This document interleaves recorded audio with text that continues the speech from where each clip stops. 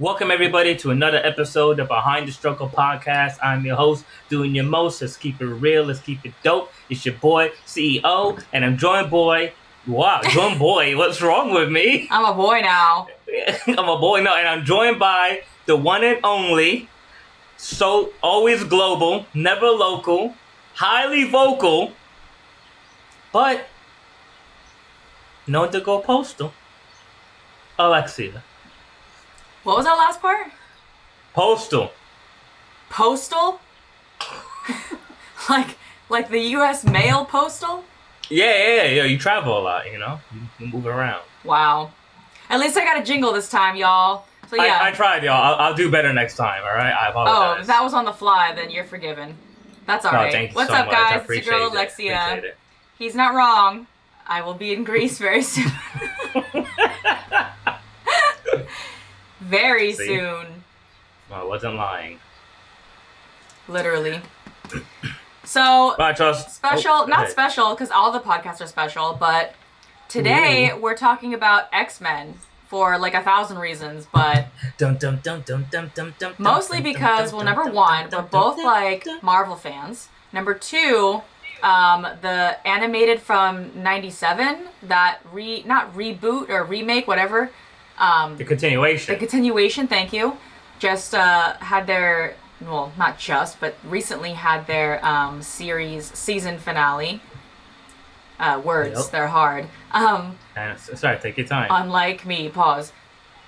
And then this year, we already discussed that Deadpool and Wolverine are coming out in the same movie, and that's the only thing that's happening this year with Marvel. So, triple, kind of cool news / good news. So let's talk about X-Men. Yeah, we're a little late to it, but not really. I mean, because X-Men's always relevant. It's someone else's fault. We wanted to give it some time. That too. And, we just wanted to talk about it because I grew up with the show as a kid. I obviously don't remember the first 4 or 5 seasons before like that vividly. I mean, it came out in 1995 to 97, so that was a long time ago. It's 2024, y'all. So the series continued after that, and so I just wanted to touch bases on it because I have nostalgia for the X-Men. But Alexia, if you guys know her history in previous episodes, we talked about this. Alexia didn't really watch a lot of TV growing up. She doesn't really watch a lot of TV now. Okay, well, that aside, I never saw X-Men besides like the recent movies anyway. And the only reason I watched this continuation is because there were a couple people that were like, you have to watch this. So I did, and obviously I was like, what exactly is going on? Because I missed apparently 4 seasons before this or whatever, more. Yeah. So I was kind of like thrown for a loop. And if you joined my TikTok live, then you would have seen that it was good. Like, X-Men is forever like great writing, but I didn't know about Jubilee until now. And let me tell you, Jubilee's powers... Do you wish you had her power? They suck. Like, Jubilee has the worst powers. Like, what X-Men movie was it where they had, took a serum to get rid of their mutant, DNA? If that was my power, I would do that. I'd be like, I'd rather not. I'd rather just be a normal human than blow fireworks from my fingers. Like, that is so lame. Like, I don't see X-Men that helping. 3, The Last Stand. Thank you. I don't see that helping any situation at all. Like, none. I mean, you wouldn't want to keep that power just to have it, even if you don't use it. Just as a party trick. Like, hey, this is my friend Alexia, trick. Y'all.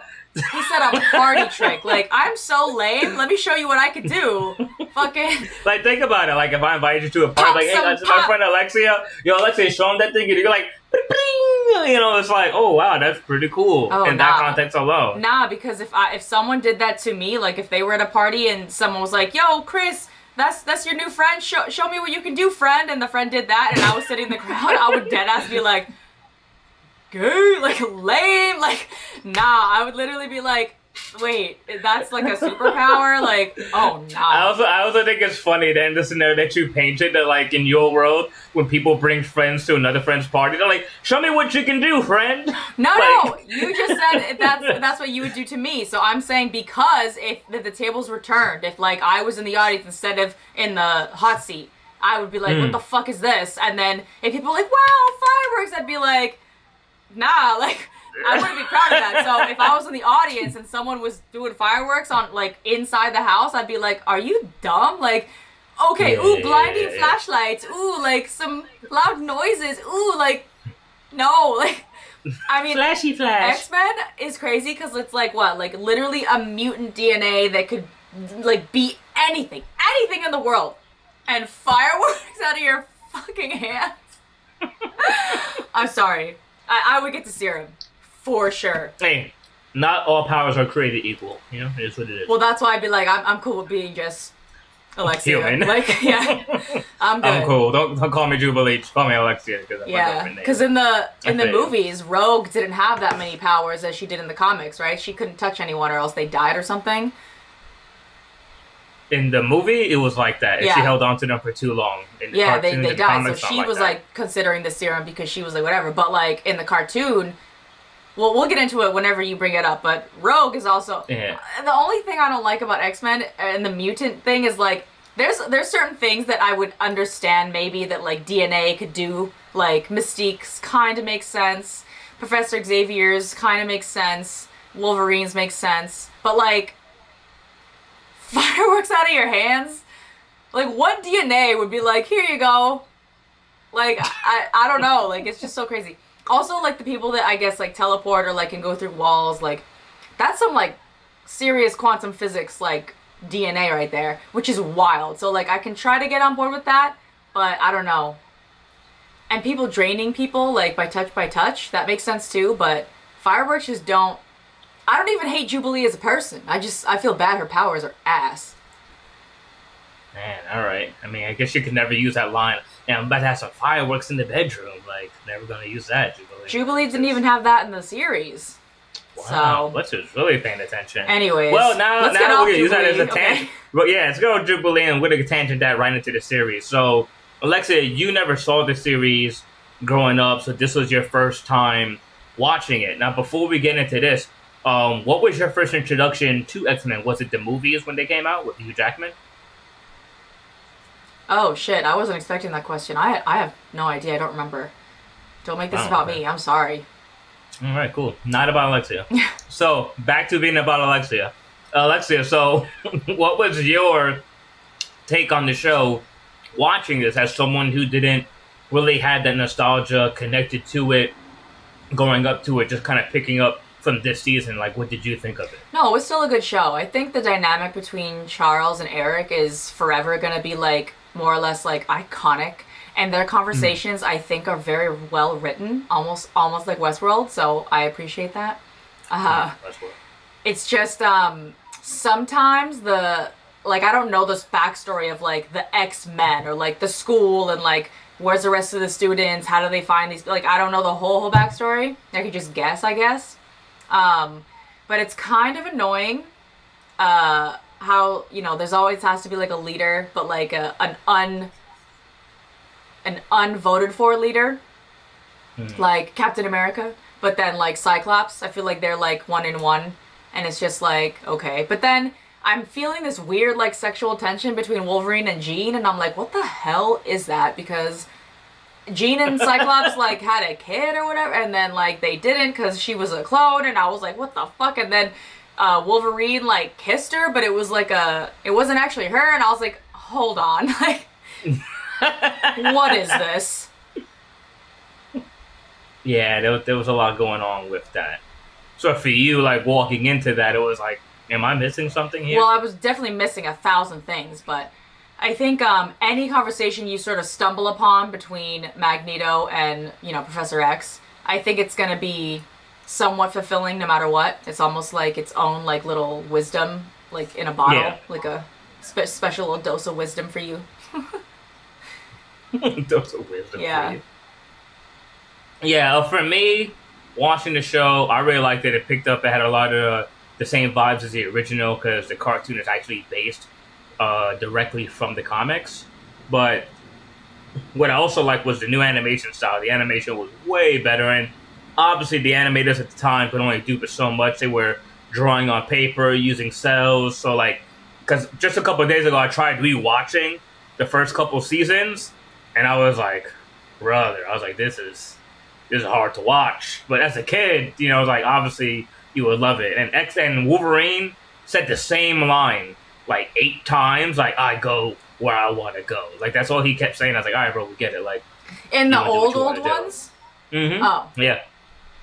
So there was that, but aside from it, yeah, I just really liked that they also matured the cartoon as well because there was more violence in here. And I'm not saying violence makes everything better, but it was just nice to see like a show that I watched as a kid kind of grow up with me like as an adult, so it wasn't afraid to mature itself. And maybe at the same time, it's a benefit that it's on streaming platforms and not on TV like it used to be back in the day because it doesn't have to follow those TV guidelines, so they can be a little bit more edgier. But I didn't think it was edgy just to be edgy for the hell of it. Like it served a purpose with the story, Uh-huh.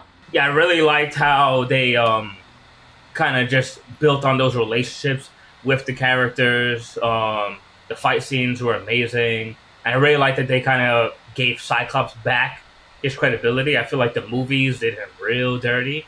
And I felt like, you got to see why he was the leader.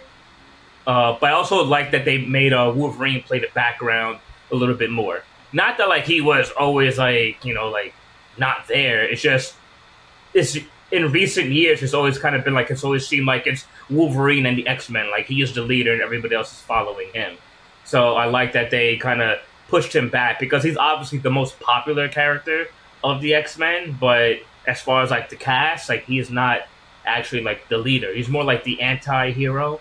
So, yeah, I just liked a lot of it. Like, the stories, the things that they touched on, how they played with time travel, embracing the future. Just a lot of parallels to, like, stuff in real life that I thought I like that executed too. really good. I think the one thing that I obviously, like, missed was Professor X dying or whatever. Because when the first one came back, they were like, he's dead. And I was like, what is this? Like, I was like, he's not dead. Like, he's somewhere. And, like, I was right, but that was from being ignorant. That wasn't from, like, peeping nothing. I was just like, what do you mean he's dead? And then they were like, oh, yeah, there was this huge thing and blah, blah. And I was like, wait, what? And then, obviously, he was, like, on another planet or whatever. And I was like, what? Yeah. Like, that stuff I had to rewatch to, like, figure the details on that out a little bit more. But that aside, I also really like, once again, I think you already said it, Professor X and Magneto, or that dynamic is always going to be great, but Magneto, just by himself, he's just an amazing character. Like, even, like, all these years later, just seeing his viewpoint on the world is that he realizes that humans will never accept or embrace mutants, even though they are just a byproduct of humans. They're just mutated human beings. Like, it could be a brother, sister, and it's like the world is always going to alienate them. So his fight has always been about that. And in a sense, you can always see that and relate to it, in some way, shape, or form, even if you're not a mutant, just as someone who's been, like, an outcast. So as the series progresses, you see that when he goes to Genosha, and they ask him to be the leader, and then the whole shit popped off. And then at the end, when, Bastion captures him, and then he gets set free, and he does the EMP all around the planet, and that monologue that the one character gives, where she's like, like, for us, it's just another Tuesday. She goes, and the only sane thought you can have when going through like that is, like, Magneto was right. And it's like, it's true. And that's kind of like this duality is always between Professor X and Magneto. Professor X is always like, we need to show the humans that we can do better and we can live in peace. And Magneto's like, we already are better. We're the evolution. It's like they both have a point, yeah. But Magneto is what we keep saying, like, off the record. You either die a hero or live long enough to see yourself a villain.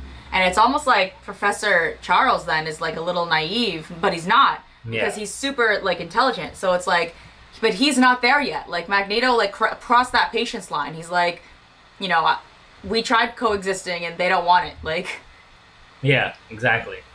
You know, he's like, no matter how many times we try, it just backfires. So it ends up being some sneaky things that humans are trying to do something. So it's like we can never fully trust them. You know, and I'm like, I get that. I mean, because you're watching, even in these 10 episodes, you just saw time and time again the humans were doing some fucked up shit or trying to manipulate it or trying to be like, oh, we're trying to, you know, see you guys as like normal people and have people give you the chance. That's why I love when that news interview, like Scott Summers, aka Cyclops, was like, oh, normal. He was like, the fact is, like, we're already better than you. Like, we've already saved your lives countless of times.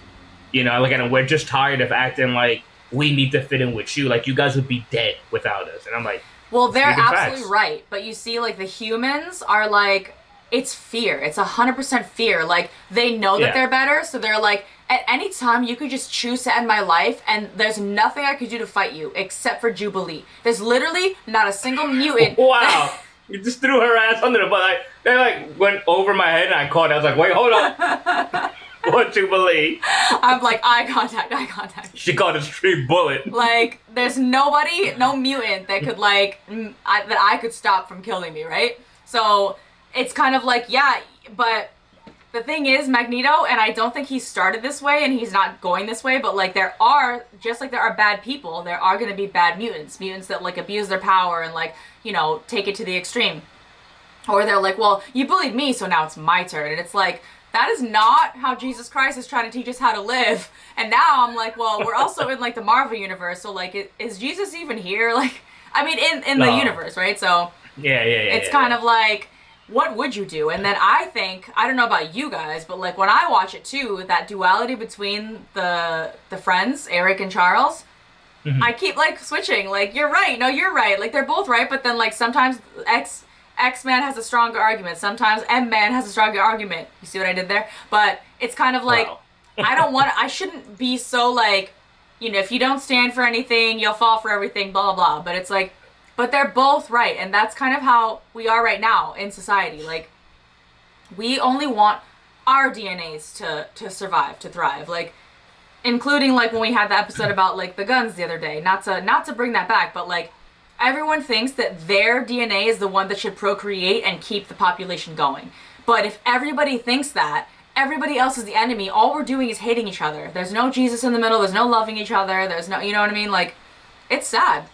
No, it's 100% right. And this is a spoiler warning alert for people who haven't seen the movie, because what you just actually reminded me, I recently just saw Kingdom of the Planet of the Apes, and it was the same thing at the end, actually. I bet. Monkeys versus humans. Well, not even that. It was like one of the humans, they found them, and in this timeline of the apes, the humans can't speak. They're seen as like the Neanderthals. Like, they are like the less intelligent creatures. So as the movie progresses, obviously the apes are intelligent, blah, blah, blah, blah. And, you know, the apes, like, they see all this stuff in the history, these buildings, cars, like these books, and like they're all like perplexed because they're like, could you imagine like a human being like being smart? Like, they used to be able to talk. It's like crazy. Like, that's how they view it. They're like, they think like we were always like dumb, just like how we view apes today. Like, imagine like if apes were like that back in the day. Yeah. So as the movie continued, they found a human who could speak, and she was like intelligent and everything. And when they finally got to the end, one of the other apes, Proximus, is basically having the humans who can speak teach him. He's super ambitious, and he's like wants to learn, and he's trying to get into this vault that the government locked away, where there's all these guns and military plans and stuff for a satellite. And Proximus tells Noah, who is the main ape in this film, like, you can't trust the humans. You cannot trust them. He's like, you know, like, you can't. And Noah, having the soft spot, kind of like Xavier, is like, no, like, in order for us to have this world, like, we need to be able to, like, Caesar, that's how he would have done it. Like, Caesar didn't want to kill humans. He thought we could live in harmony. We just kind of have our own separate spaces, but we share the planet. And at the end of the movie, she betrays them. She basically sets off the bombs. Everything gets flooded, you know, and... Because that's the superior race that should be able to go to the next generation. So, yeah, not to, like... But while they're, like, in there, they're, like, you know, they're, like, seeing these books of, like, monkeys in cages and whatnot, realizing, like, what they used to be, like, the lesser life form. So at the end of the film, when she goes to speak to him, she has, like, a gun in her back. and he talks to her, and he's like, "Oh," she's like, "I'm sorry, I had to do whatever," and he's like, "So what's the goal now?" And then she's like, "Well, as humans, we need to like gain control of stuff." And he's like, "What's left for apes then? Like, what's the place for apes? Like, you want us to go back to being like the lesser creature?" And it's kind of like the same thing with the mutants. It's like, oh, as a human being, like you get it, like you see these mutants like coming and like they're rising up and like, oh, so we just supposed to accept our place on the food chain? Like we're now like on the bottom. I've said this 100 times. Like you can't be a winner without any losers. So there has to be a lesser something. Otherwise, there's no you're not winning because you have to have a loser in order to be a winner. So, but again, just like Planet of the Apes, mutants, even today's day and age, like we need to be superior to somebody, and it's like each other. So even back in the ancient times when Neanderthals killed off, like the Homo sapiens or whatever, vice versa, I don't remember. Wow. They were just all murdered, like to extinction, and that's why we're here today, right? So same thing you were saying about the intelligence, generationally, that's going to disappear, et cetera, et cetera. I think that, again, back in the ancient civilizations, they were way smarter than how we are today, even though we're like, we have AI and iPhones and technology and, voice recognition and blah, blah, like, that's cute, but, like, you have no idea what ancient Egypt and ancient Greece had. Like, I bet you they were far more intelligent, and those civilizations still disappeared. Where are they at? Where are they at? Where they at? Now, there they go. There they go. No, but you said something earlier before we got on here. I be saying stuff, yep. Yeah, about fear. Oh, yeah. It's 1,000%. God, I'm gonna be jogging memory. Look at her. Oh yeah, I do be saying that all the time. Yo, she becomes unquotable right here. It is. We're governed by fear. But this is the takeaway, right?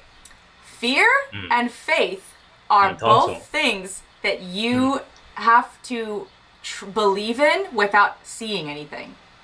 Bars. So let that sink in. Just because it's like you're so scared of we're so scared of monkeys ruling us, and we're so scared of mutants existing and ruling us only because we think that they're gonna hurt us. Blah blah blah. Yeah. So because it's the same thing, right? Like when you look at it as far like the feminist movement, or even with like different the gender races. Race. I mean, warrior. Yeah. The it's gender all race. It's like we fear the very things that we've oppressed. Now that they're like on an equal plane with us, we're scared that they're going to treat us like we treated them. That's what it is. Did you hear that? You know who I'm talking to. Wow. That silence was deafening. Wow. Yeah. It's kind of like but we're gonna have to trust in each other, right? That's the faith part of this, because we don't know. Because like at any time, let's say that's the Xavier mindset, right? But even on the podcast, right? Like me and you were like partners on the podcast on the YouTube channel.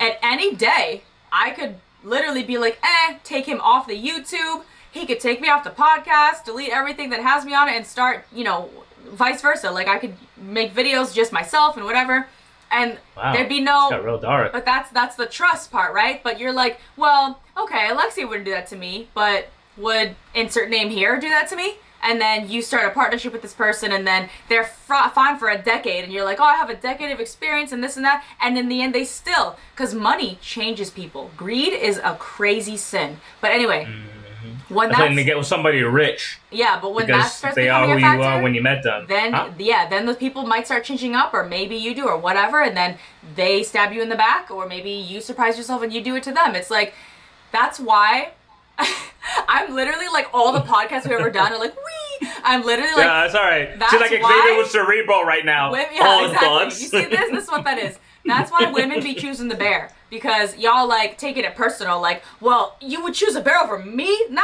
that's not what I said. I said I would choose a bear over a man. So I'm actually more scared that a man could change his mind. While if a bear changes his mind, it's like a 50-50 shot. But if a man were to meet me in the middle of the woods, I would have to make sure that his mind was set on not harming me in any bodily or psychological way every 90 seconds.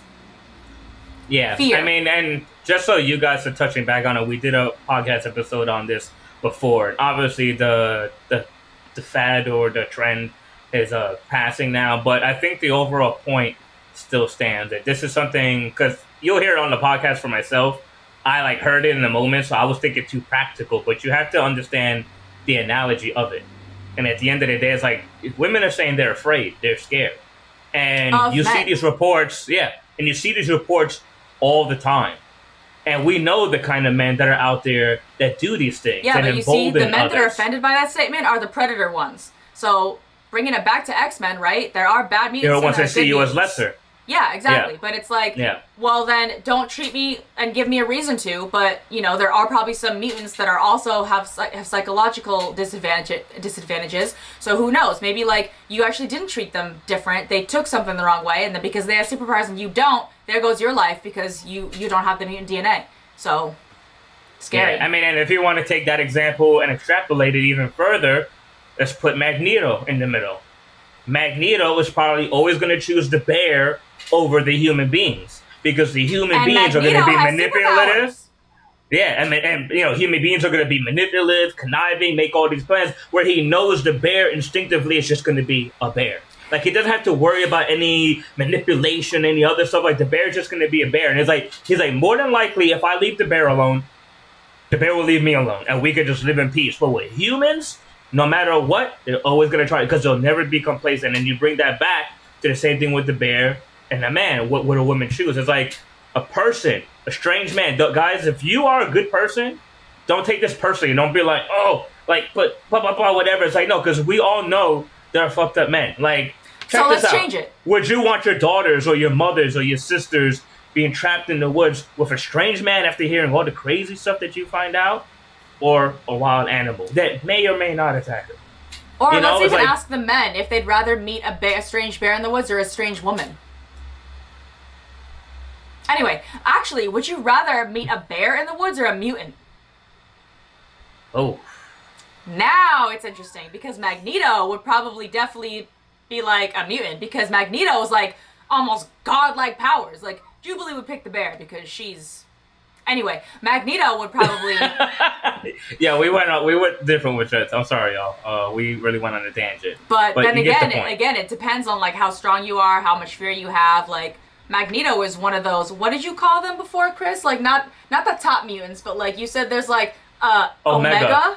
Oh, Omega level so mutant, yeah. Magneto is Omega, right? So he's like, there's not much more Yeah. powerful than him besides like God himself, and then like him, Jean, Professor X, and Storm, right? Those are the ones, right? They're the most powerful. So like, but Yeah. hopefully they use their powers for like good. But like, if whatever reason, like Jean was Dark Phoenix, or like, you know what I'm saying, like, or something happens to them and they lose, humans are finicky. Like you don't know.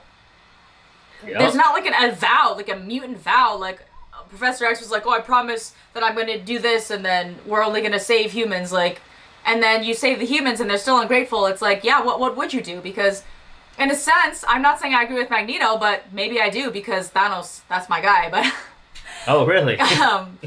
maybe he's like, well, if these people, these regular humans, don't have the mutant DNA, they should they're gonna die off anyway. So like, not to kill them now, but like, all right, stop procreating so that your gene sort of disappears, and the gene that survives is ours, and then it keeps mutating, and we keep getting these powers, and we're the only way that we're gonna survive on this ever-changing planet is to be mutants in a sense.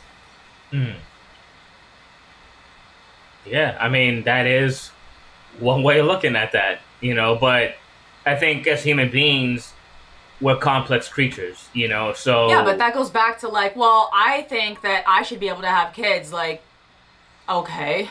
Like, you can't take that right away from me, like, no one said that, but like, if, let's say, because this is a generational thing, so when's it gonna start, right? When's it gonna start? When's it gonna start changing? When's it gonna stop? So it's hard, especially in Planet of the Apes, when you were saying, it didn't take one generation for the apes to become intelligent and the humans forgot how to speak and read and write. That probably took generations, plural. And a generation is typically 16 years, like, I'd say, like, minimum, right? So we're talking, like, probably centuries for this to happen. 300 years in the movie, at least.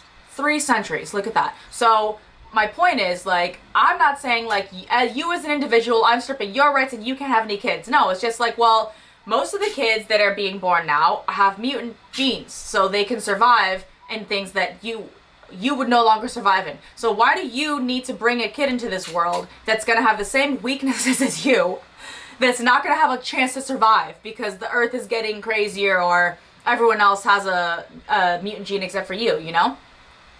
Yeah, I get it. I mean, it's a Like, forward thinking long of the human race, of mankind. It's like, if we're going to progress as a species, we need to allow the stronger ones. But at the same time... Yeah, but that's what I'm saying. I'm not trying to kill you. I'm not saying humans should die, but thank like... God.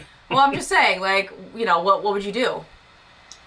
Yeah, I mean, I guess for me, and this is the nerd in me, but I've always leaned to the great Optimus Prime, where he believes all sentient beings have the right to freedom. You know, just don't impose yours on somebody else's. Okay, fine. Yeah. So the way I took that is, you still want to have a weak kid, have it. But your mind is crazy. Don't ask me for any help. Like, don't be like, oh, you have the power to manifest food out of thin air. Too bad. You know, like, and it's not like I'm trying to kill you, but it's like, but you see, if you had a kid, but I'm not gonna save you. Yeah, like, I don't know. Is that crazy? Am I cruel? I mean, I guess you would say I agree with Magneto a little bit more, but both of them have such good points that it's kind of like, but then it's like they came up almost exactly the same. Not from childhood. I mean, like in their mutanism or whatever, their self-discovery. The mutation. Yeah. It's kind of like who got more scorned then, or who was more scorned, or who got actually more hurt. Oh, hands down, Magneto. His experience was way rougher than Xavier's. Well, that was definitely rhetorical, and that was my point. So I hope the listeners came to the same conclusion. Like that was my point. Yeah, it's all based on your experience. But yeah, I know we went on a whole bunch of tangents right there, y'all. But case in point, that's what happens when you talk to me. Yeah, the show was really good, and we really liked the themes that it touched on, how it explored the characters and those dynamics.